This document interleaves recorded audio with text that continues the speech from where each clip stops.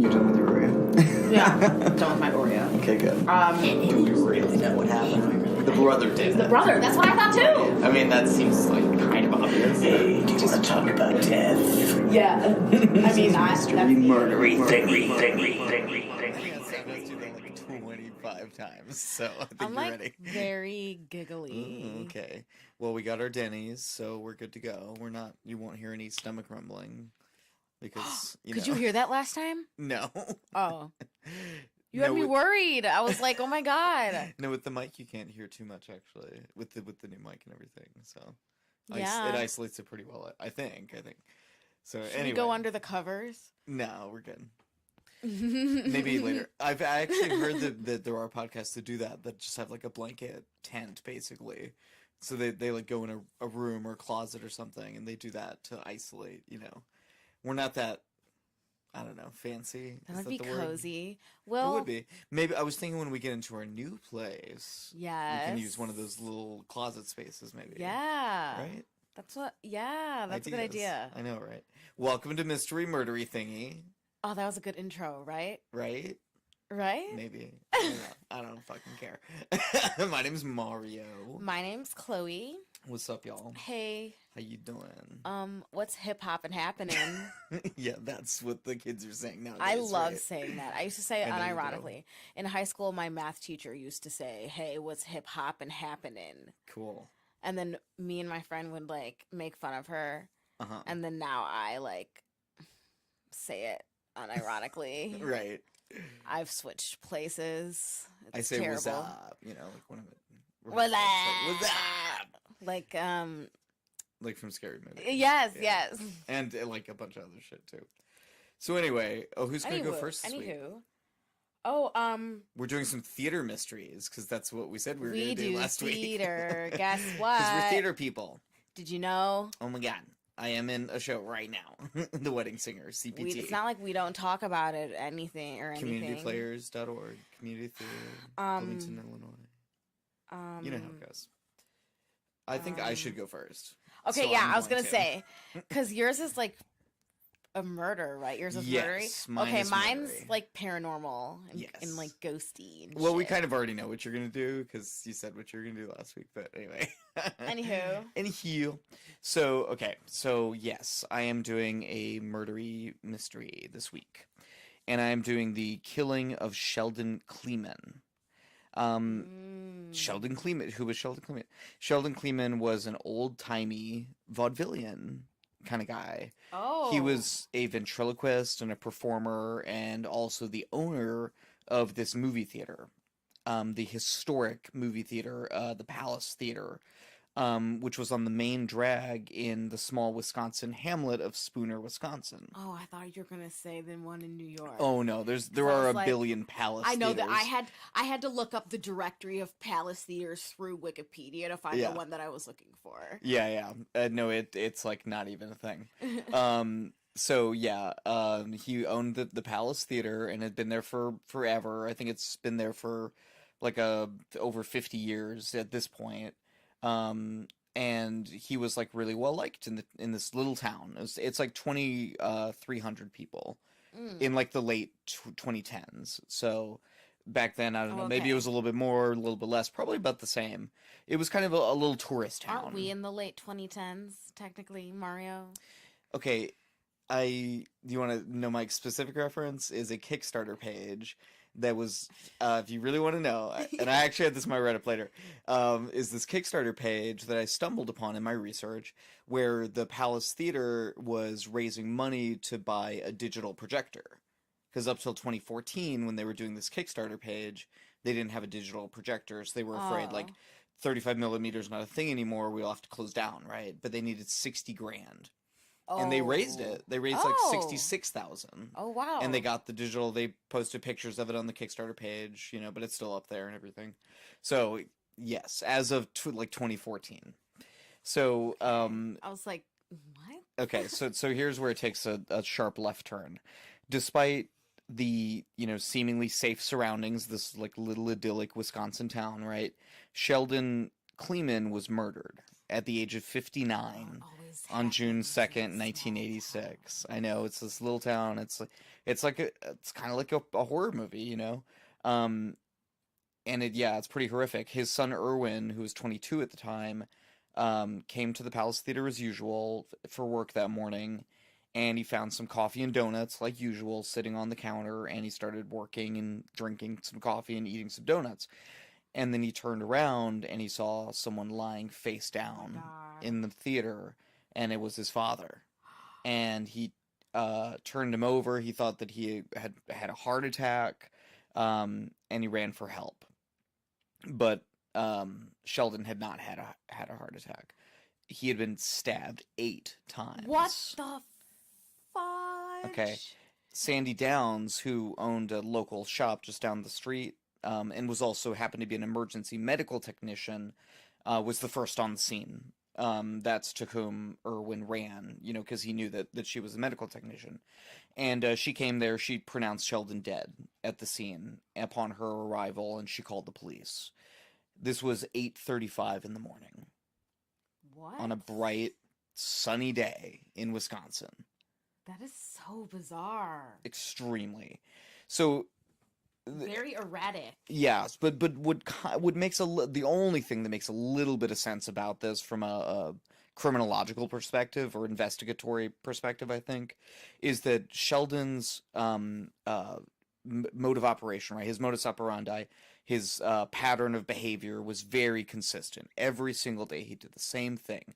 And it was very well known that he would often arrive at the palace early to start cleaning up. He would then open all the doors, leave everything open, and then he would go across the street to get some coffee and some pastries and such, and gab a little bit with his friends over at the Spooner Bake Shop just down the road, because everything's just down the road when you're in Spooner, Wisconsin.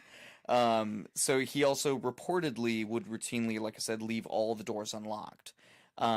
And a Spooner Bake Shop employee, Kim Fox, said this at the time, quote, "I remember seeing him at the counter that day, and it was just like any other morning," close quote. Well, It's kind of eerie, right? Like, it could happen. And it's just like such an out of the blue weird thing. That's like a very, like, here one moment, gone the next, very quick. That's like this whole thing, exactly. Yeah. So and that's very terrifying. Yeah, exactly, because it's like you can't make any sense of it. So Sheldon went back to the palace at about 8:15 a.m., according to the police captain Leroy Schindeldecker. And what happened between 8:15 and 8:35 when he was found is really the crux of it, right? No one knows, except of course the killer. And presumably is still alive, perhaps, maybe. And presuming it was one person. 2 people were questioned at the time and quickly released. One of them, of course, was his son, was Erwin. The one who found him, right? Yeah. I mean, you think, right? Family member, he's the one who found him. I mean, even in the mid-'80s, I think they knew that it's usually someone close to the victim. Like, that had kind of been established at that point. So they obviously immediately looked at Erwin, and what Erwin's his kind of commentary on it was that he was, quote, said he was questioned by Spooner police for about 12 hours the day of the murder, and has been questioned numerous times by other law enforcement officials, close quote. So they looked at him hard. It's like they need to look at something else. There just aren't that many avenues down which to look, I think. So when they had that one kind of prime suspect, they really, I guess, but I think that's appropriate. I mean, you don't want to leave any stone unturned, especially when you don't have that many stones to turn over, I guess. I don't know. Anyway, so while Erwin realized that, you know, and this is all kind of as of May 1987, which is this article that I read, that he was the number 1 suspect. So it's about a year later. And that he also has a couple of suspects of his own, but, quote, he doesn't want, you know, feel like releasing that information, close quote. I guess he just has his suspicions. It's a small town, right? There's a lot of rumor. There's a lot of, you know, I mean, it's like a David Lynch, you know, TV show from the early 90s, right? Like, it's very Twin Peaksian. And Sheldon's daughter, Jennifer, who was 19 as of May 1987, also had some suspicions and some things to say. So she said, quote, "The perpetrator is probably someone I know. It's upsetting not to Right. know who did it and that it's already been a year and nothing has happened. I think when they find out who did it, I'll know them. It all just seems too planned." Close quote. And like I said, like his Too routine was very planned planned. out, so presumably, right, the killer would have known to watch for him walking across the street, know that Irwin's not there yet, so no one is in the theater. Oh, He's just opened the door, so you go in right. a side door, you wait in the lobby. As soon as he walks in, stab, stab, stab, stab, stab, stab, stab, stab. If that was 8, I'm not sure. And then book it. That's How long ridiculous. did that take? 2 minutes. And then you could be 10 minutes away by the time the son comes and finds him. And you wear gloves, you know, it's not the modern day where they're like scrubbing everything for DNA evidence. So yeah, it's like plausible that's kind of the most plausible scenario, but who would have done it? You know, that's Who kind of done the it? thing. It's kind of a who done it, Yeah. right? I mean that's exactly what it is. So 2 knives were What also if it was a stranger? who knows, right? 2 knives were also found at the scene, but both were ruled out as the murder weapon, and no murder weapon has ever been found.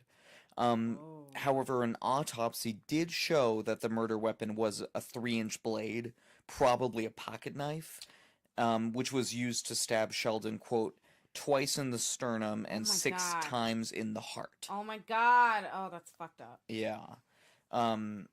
And again, why, you know, he was pronounced dead. I mean, he probably died while being stabbed. I mean, you get stabbed 6 times in the heart, you probably don't live very long, right? Yeah. Unfortunately. That's it. Yeah, that's pretty much Lights out. it. Yeah. And the police just really could not fathom what possible motive there could be for this. I mean, it's just totally He seems inexplicable. just like this harmless type of guy. Exactly. Like a theft was ruled out. Sheldon had 2 expensive rings on and $200 in cash on him. Forensics turned a bupkis other than some very cryptic bloodstains that may or may not have had anything to do with this. Apparently the only quote-unquote dirt anyone could come up with about Sheldon Kliman was that he, in the early 80s, quote, "some community residents and clergy," close quote, were piqued that he showed, quote, "some risque movies at the theater," close quote. So Ooh, that's his big sin, showing some scandalous. risque, somewhat risque. Which I wonder what that even is. What's somewhat risque? I don't even know. Like Dirty Harry or something? Right? Like, You know, I mean, come on. It's- Magic Mike. So that's the only, even like the people were like searching for something bad that someone could have found about this guy. And that's all that they came up with. It's gotta be personal. Well, and it's funny you say that. Captain Schindeldecker speculated that, quote, "from day one it has appeared Shelley," which is what his kind of like stage name or whatever, "was killed by someone he knew. Maybe it was something personal. It may have happened after some type of argument or something," close quote. So that was like his kind of speculation. But he did say, you know, like maybe it was something personal. I mean, something that no one would know, right? Or understand That's kind of per what se. I was thinking. So the residents of Spooner, Wisconsin, were understandably very shaken, confused, you know, distraught. One resident, Mary Coquillet, said that, quote, "there's just no answers. The whole community has the questions, but there's just no answers," close quote. So Obvious, and also frustration from yeah, all of course. sides. Very little in Sheldon Kleeman's past would suggest, you know, that he would ever die this way as well. Like it's not like he had a checkered past either. He learned the ventriloquist trade from his father, literally at his father's knee, as one could picture. Aw. He was known as Shelley Kelly when he performed, and he did perform for money for a time, for many years, and he eventually settled down in Spooner, Wisconsin, in 1966 with his family and began to perform mainly for charity. He gave special performances for the Mental Health Association of Washburn County twice a year, and the American Legion every Christmas. So he's He like a good was- dude. He was like something out of a fucking Jimmy Stewart movie, like in real life. This is bizarre. Yeah. So I mean, just imagine. Yeah. Like it's crazy. Yeah. Who would ever have had a motive to kill this guy?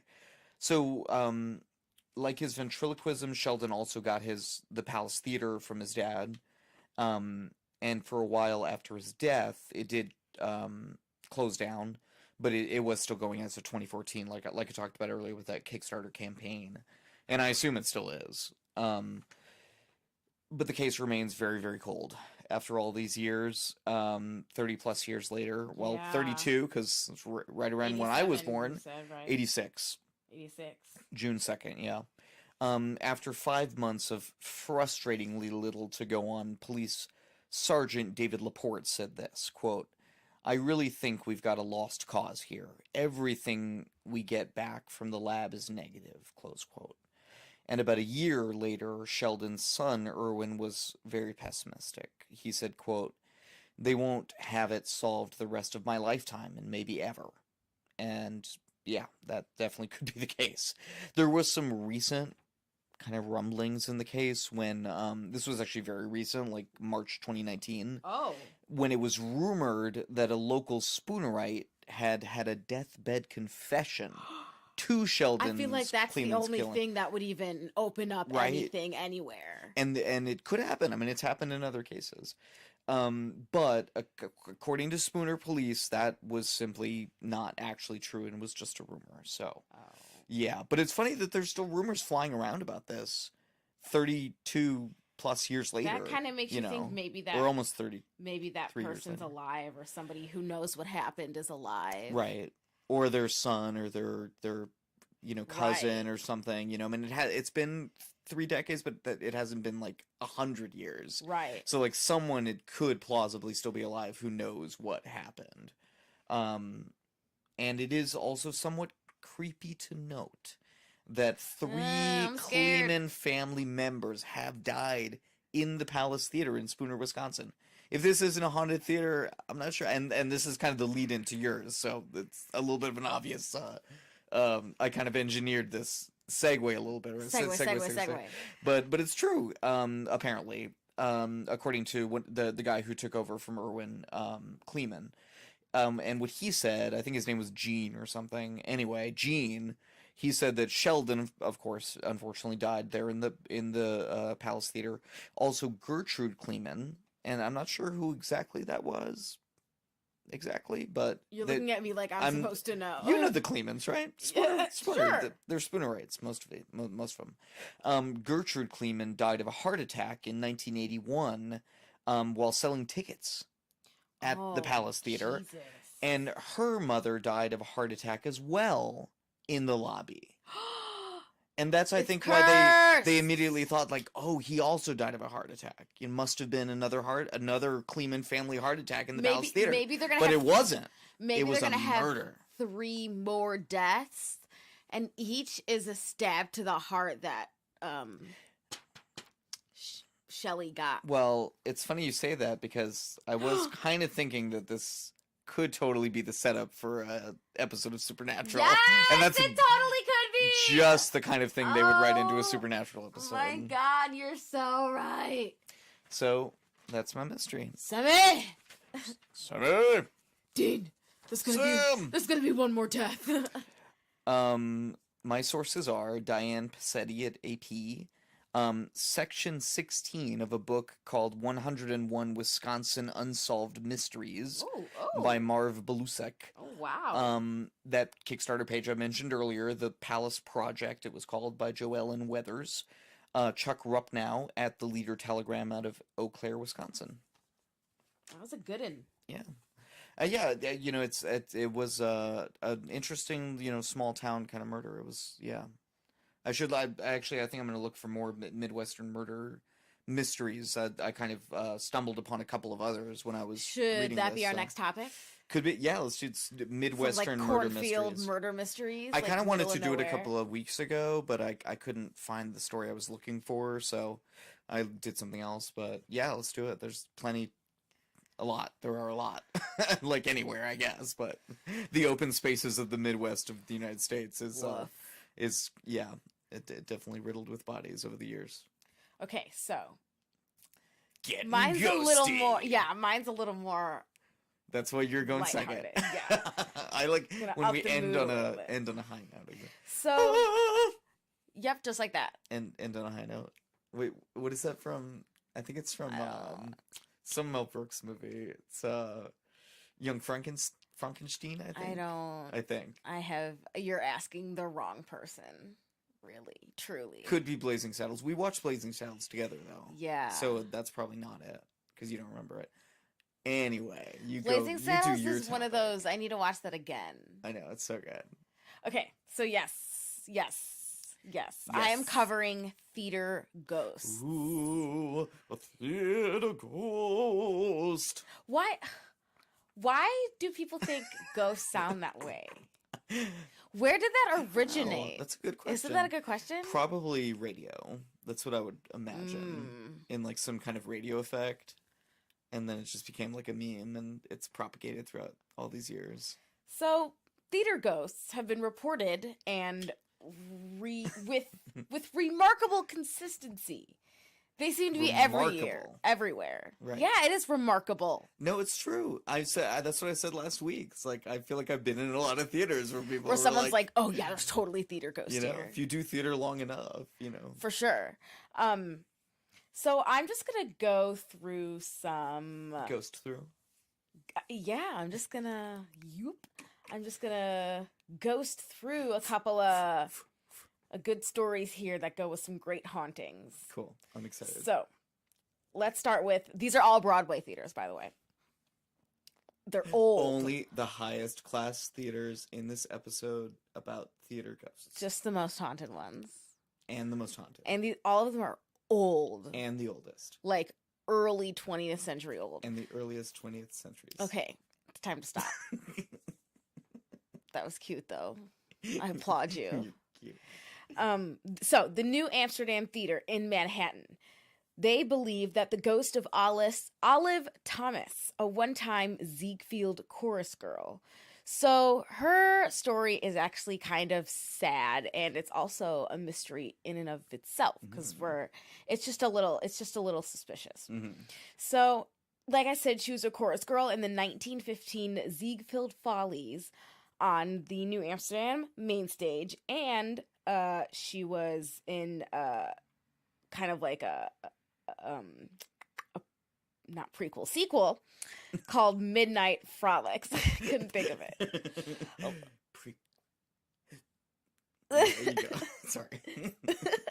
Is that what I sounded like? No. So her career moved her out to Hollywood, where she made a handful of silent films, and then she met this guy named Jack Pickford.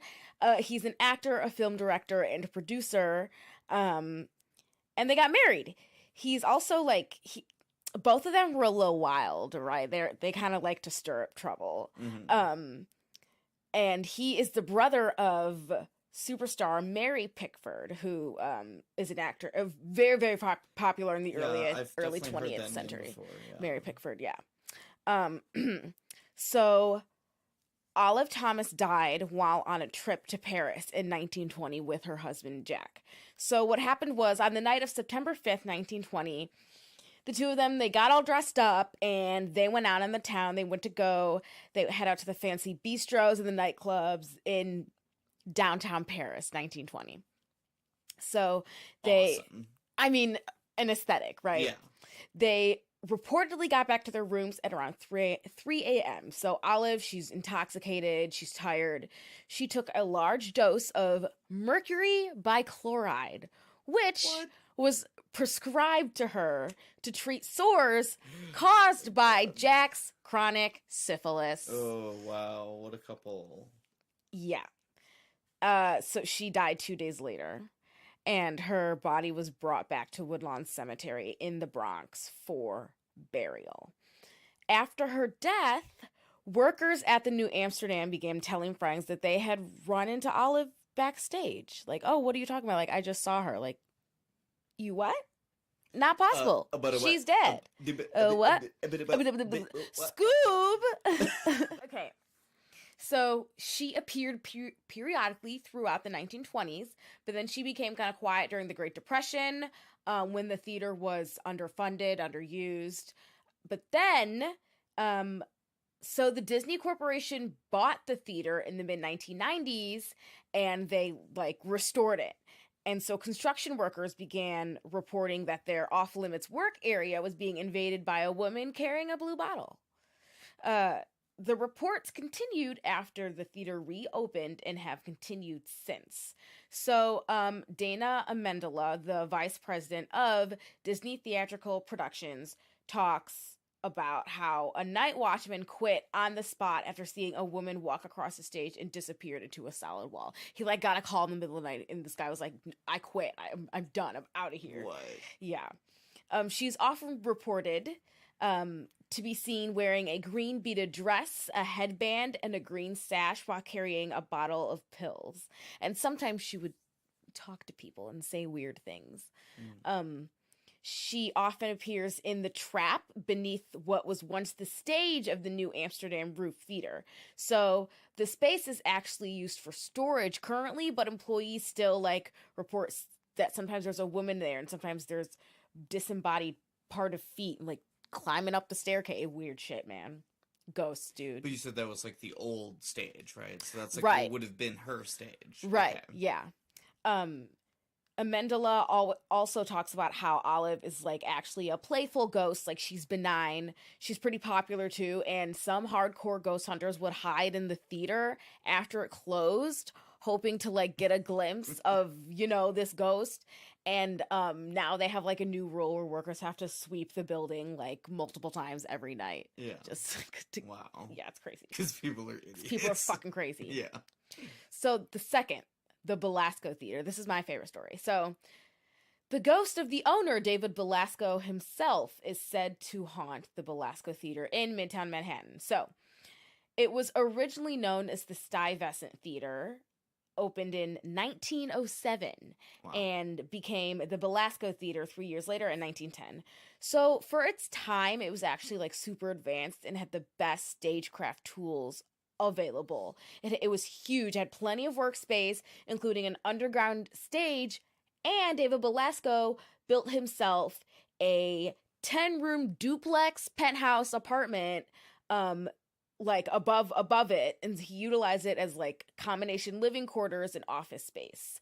It also had a bonus private elevator that he would take to transport the lady actresses up to his room. Of course. Oh, swanky. Casting couch of a different day. I mean, 1910, baby. Yeah.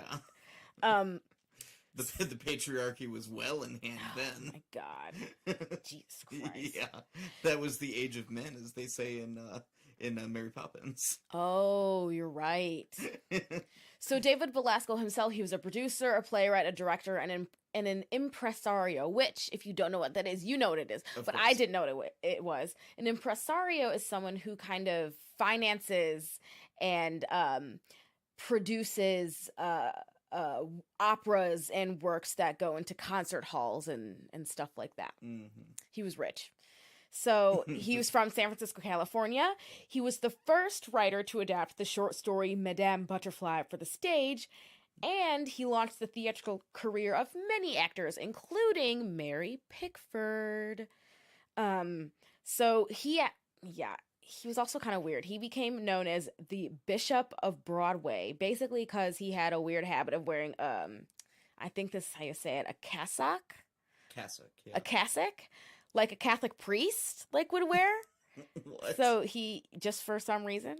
You just like the aesthetic. I mean, the Catholic garb aesthetic, you know, the sort of sacerdotal garb, it is kind of a cool aesthetic if you divorce it from, like, all the other stuff. Yeah, he was a weirdo. Yeah. He died in 1931, and his ghost began showing up soon after. So actors who would like step out on stage would like look into the balcony and see like a dark figure sitting there, just like staring at them. And he would sometimes walk right up to actors and like shake their hands and say like, "Congratulations! Like you did such a great job, great performance." And people would like That talk is about the him. They would be best like, theater "Who?" ghost. Like, yeah. Not only is he a theater ghost, he's also an easy critic. Yeah. Well, more than one actress filed complaints with the house manager that an old man dressed up like a priest had pinched their bottoms. He's also He's also a fucking player. creep.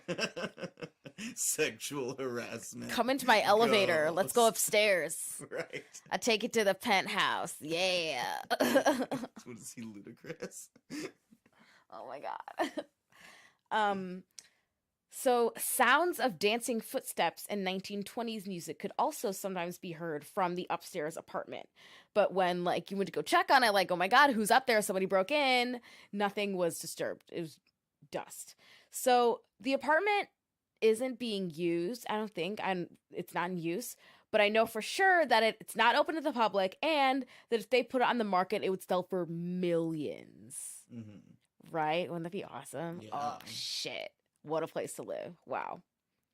Midtown Manhattan, above a theater, 10 bedrooms. Yeah. Luxury. Pretty crazy. And the Property brothers last... shit. Oh my god. Get out. Get out. Too much. We've been watching too much HGTV involuntarily. Right. For parents. I'm forced to.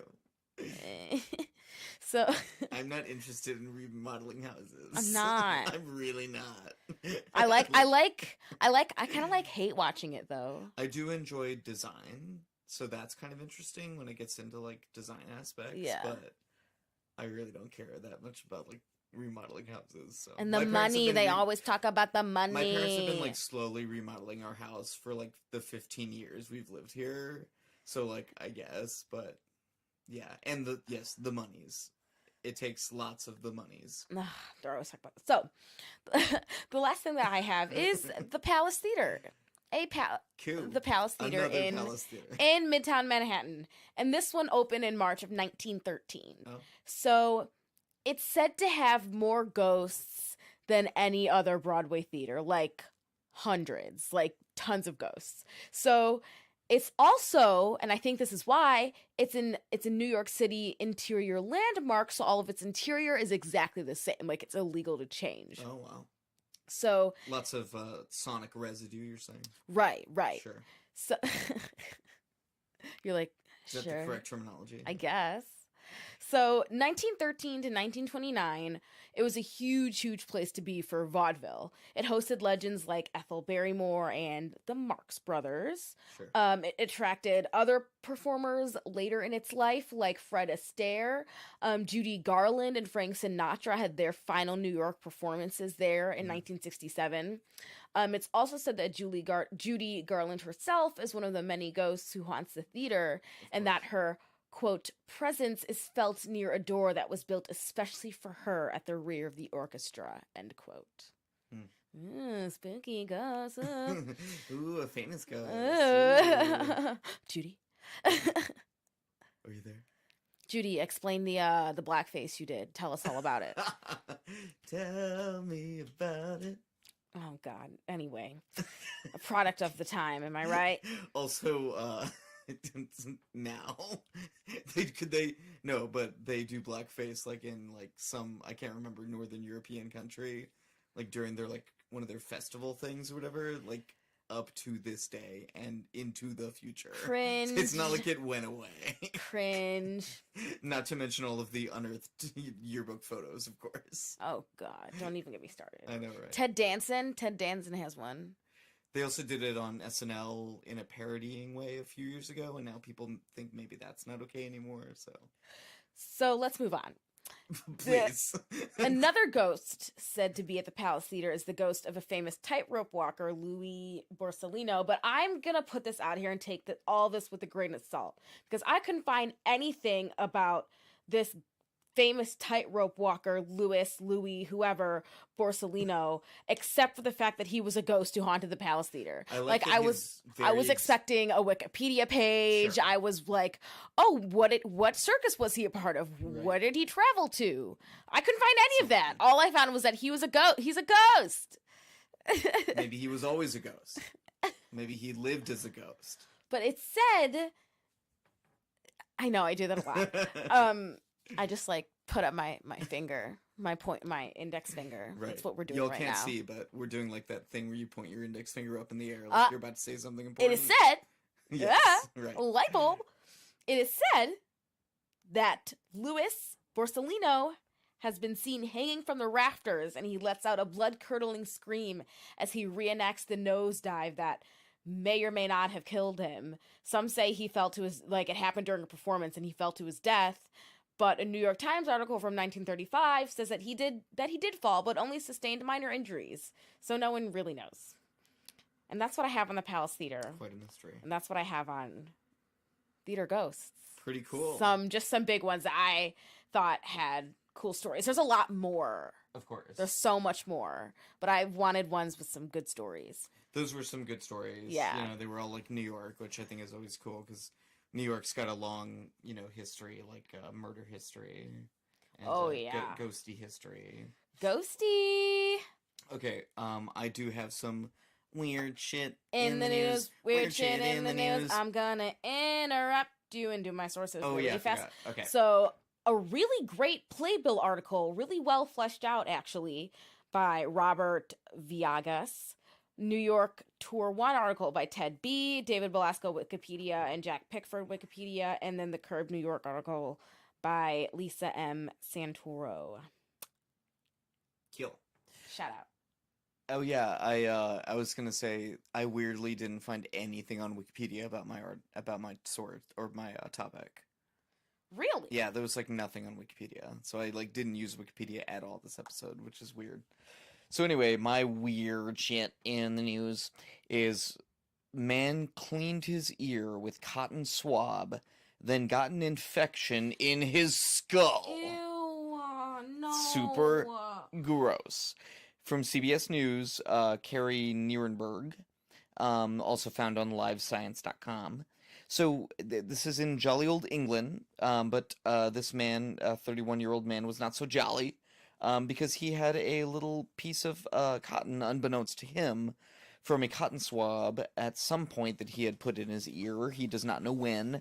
That had been in there for many years. No one really knows how long. And it had been hurting for about 5 years. He'd gotten a couple of really bad ear infections. Guys, go to the doctor. He went to the doctor. He was examined. He was treated for the other infections. This thing was really far in there, I guess. And eventually he had a seizure. Oh my god. Yeah, and that's when shit really got real. And they don't really know why he had the seizure, but they think it was either toxins from a massive bacterial infection Oh my god. or pressure on his brain from the infection triggered the seizure. So, yeah, not sure. But yeah, he was not doing so well. But then they did like a CT scan. They found where the thing was, and some really, 2 big abscesses apparently in the like Ew. bones at the base of his skull, Ew. Do they video? which is really gross. No, there's no video or anything. Can I see it? Where's the skull? I want to watch it. And he was treated, and they did some surgery, and he was completely fine. Wow. Spent a few months in the hospital, but after that, he was good to go. That's rare. Yep. And they say don't use cotton swabs to clean your ears. Yeah, in this article, so don't. probably don't do that. I actually don't. I never have in my life. I don't think, maybe once or twice. So I don't do it, but a lot of people do. I don't know. It says not to do it in the article. That's all I'm gonna say. So I have a gross one. Cool. Mine wasn't that gross, right? You do a grosser one. No, yours was like body gross. No, Okay. this one's just like trashy and gross. Okay. And it happened in Charlotte, North Carolina. I've been there. office worker charged after he brought donuts, quote, glazed with his own semen, Oh, end quote, God. to boss's farewell party. Oh, God. Terrible. Terrible person. Like, how trashy can you be? Jesus Christ. So he faces charges of food tampering. Of course.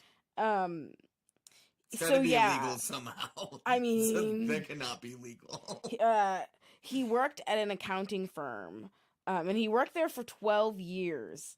He was managed by his boss, and the boss was like, "Hey, I'm retiring," and so they had this farewell party. And so apparently he bought some plain donuts from a shop and took them home. And where investigators believe that he mixed his own semen with icing sugar and then used the mixture to glaze the donuts. So that he like passes out these donuts, right? And and the workers are like, "Yo, this is taste buddy." They're like reported something that the flavor was weird and it had a salty aftertaste. Oh, come on. And employees say that Richardson burst into uncontrolled laughter. Quote, "We figured then that he'd spiked the donuts with something because there's a bit of bad blood in the past between the pair," said one employee. Quote, "But we had no idea it was his own semen," end quote. Wouldn't have been your first thought. Yeah. So somebody like took the donuts to the police and requested it analyzed, and they found that there was semen in it. He admitted to it and everything. He was arrested. Wow. He was arrested at his desk. Mm. Yeah, he gets a pretty lengthy jail sentence. Oh, really? Yeah. I don't know. It kind of reminds me, I don't know if you remember us talking about the guy who poisoned all those sandwiches in Germany over the years. Do you remember that? No, I don't remember that. Okay, well, there was this guy in Germany who poisoned like a bunch of sandwiches over the years with like poison. And he just got sentenced to life in prison. So over the years? Yeah, over like several years and like different people. It was super weird. We did it, or I did it as a weird shit in the news like a long time ago. Wow. He just got sentenced though. I'm like reacting to it like I've never heard before. Right. Jesus. That's cool. Okay. Well, thank you guys for listening. Yes, thanks for listening. Do all the normal things. Check us out on all the social medias. Please follow us on Twitter. Yeah, you can follow my Twitter at MarioTex30. Follow Mystery Murdery Thingy at Twitter. Articles there. Follow what's it called? Murdery Thingy? God, I always forget. Mystery Thingy? Murder? Because it's think weird. It's Murdery Thingy. It put it together for me. I'm pretty sure it's Murdery Thingy. On Twitter. Sure. And yeah, subscribe to our Patreon for some extra. We do have our extra segment. Hashtag come drink with us. Come drink with us. I put up some more pictures on there and stuff, so. Yeah. Sounds good. That's, cool. I think that's our episode. Team Mystery! Yeah. Woo! Bye.